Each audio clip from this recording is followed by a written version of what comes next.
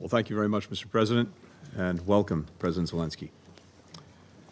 We meet more than 2.5 years since Russia launched the full-scale invasion of Ukraine, shredding the core principles of the United Nations Charter: sovereignty, territorial integrity, and independence.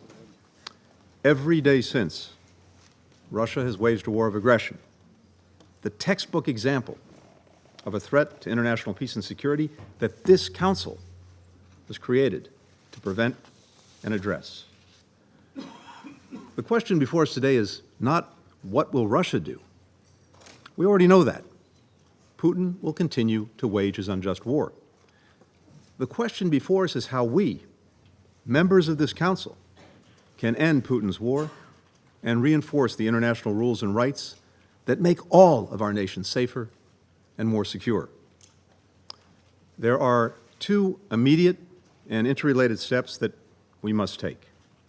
First, we must address Russia's growing cooperation with North Korea and Iran. Iran has been providing armed drones to the Kremlin since 2022. It built a drone factory in Russia. Just a few weeks ago, it transferred hundreds of short-range ballistic missiles to Russia. And Tehran has trained Russian military personnel in Iran how to operate these weapons. Meanwhile, the DPRK has delivered trainloads of weapons and ammunition to Russia, including ballistic missiles, launchers, and millions of artillery rounds. Support from Tehran and Pyongyang is helping Putin inflict carnage, suffering, and ruin on innocent Ukrainian men, women, and children, demolish Ukrainian apartment buildings, grain silos, and ports, ravage Ukrainian power plants, heating, and natural gas facilities, just as freezing temperatures are setting in. These actions by Iran, North Korea, and Russia have violated multiple Security Council resolutions, resolutions that Russia voted for and, as a permanent member, has a special responsibility to enforce. This is also not a one-way street. The more Russia relies on their support, the more Iran and North Korea extract in return. And the more Putin gives to Pyongyang and Tehran, the more he exacerbates threats to peace and security, not just in Europe, but in the Indo-Pacific, in the Middle East, all around the globe. As North Korea ramps up its military support for Russia, Putin has reciprocated with military commitments and with money. The two countries recently revived a treaty pledging to provide military assistance if either is invaded. In March, Russia used its veto to end the work of the UN panel of experts on the DPRK, which for 14 years had monitored the regime's nuclear and ballistic missile programs. Russia's banks are helping North Korea evade sanctions, freeing up more funds for its unlawful weapons programs. All this for a regime that has carried out more than 150 ballistic missile tests since 2022, and whose leader routinely threatens to obliterate South Korea and Japan and other countries. Meanwhile, as Tehran provides Putin with drones, ballistic missiles, and training, Russia is sharing technology with Iran on nuclear issues, as well as space information. The two countries have accelerated negotiations on a comprehensive strategic partnership. Last year, Russia announced plans to send Iran advanced fighter aircraft and attack helicopters. This, as Iran continues to arm, to train, and to fund proxies in the Middle East to carry out terrorist attacks across the region and beyond, including Hamas, whose appalling October 7th attacks killed civilians from over a dozen UN member states, and including the Houthis, whose attacks on international shipping have driven up the cost of food, of medicine, other supplies for people around the world, and have added to the suffering of the Yemeni people. North Korea and Iran are not the only ones aiding and abetting Russia. China, another permanent member of this Council, is the top provider of machine tools, microelectronics, and other items that Russia is using to rebuild, to restock, to ramp up its war machine and sustain its brutal aggression.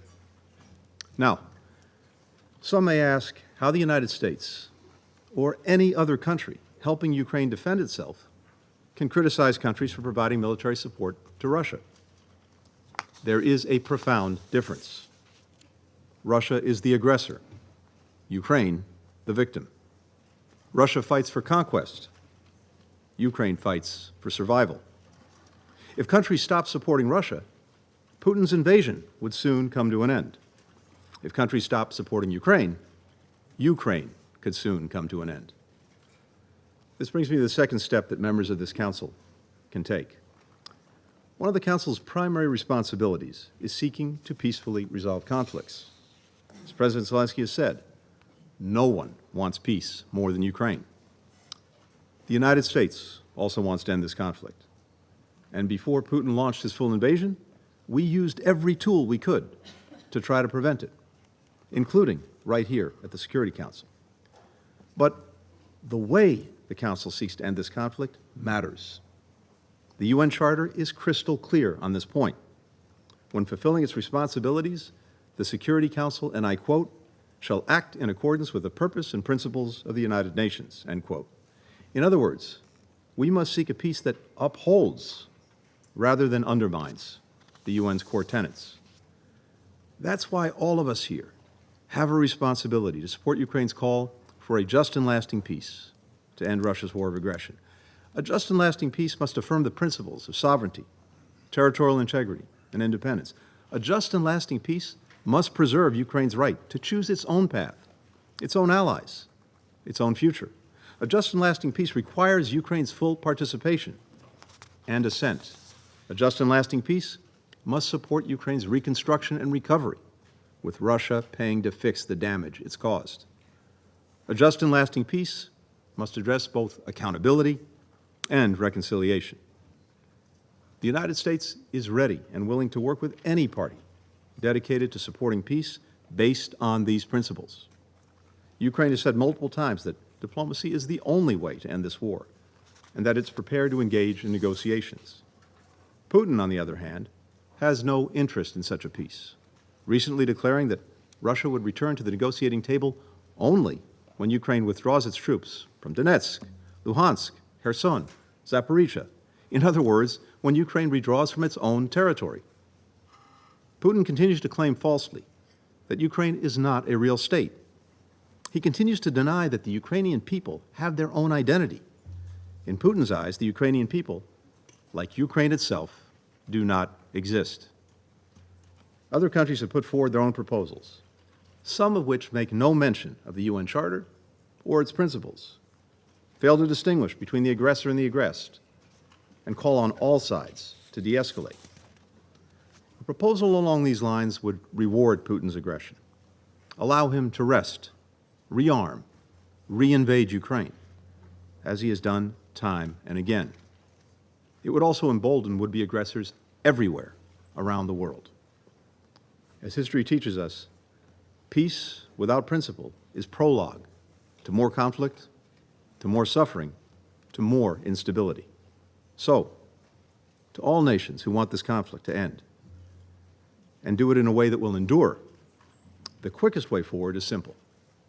Stop those who are enabling and fueling Putin's aggression, and demand a just peace that upholds the principles of the United Nations Charter. I thank you, Mr. President.